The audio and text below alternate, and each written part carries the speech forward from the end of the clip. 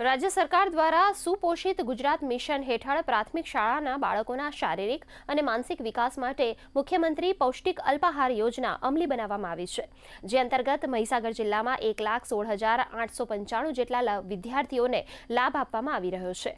લુણાવાડાની pollen શાળામાં આ યોજનાના સકારાત્મક પરિણામો જોવા મળી રહ્યા છે। શાળામાં અભ્યાસ કરતા બાળકના પિતાએ જણાવ્યું કે આ યોજના શરૂ થયા પછી બાળકે બહારનો બિન આરોગ્યપ્રદ ખોરાક ખાવાનું બંધ કર્યું છે।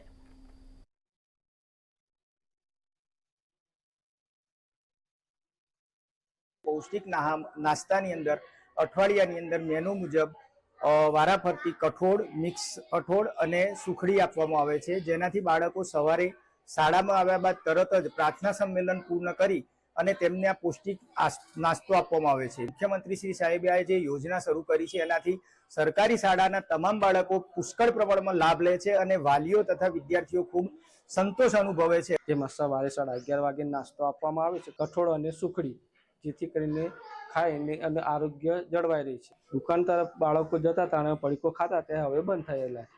જે મુખ્યમંત્રી સાહેબે પૌષ્ટિક આહારની યોજના બનાવી છે એ સારામાં સારી છે। મુખ્યમંત્રી સાહેબનો ખૂબ ખૂબ આભાર।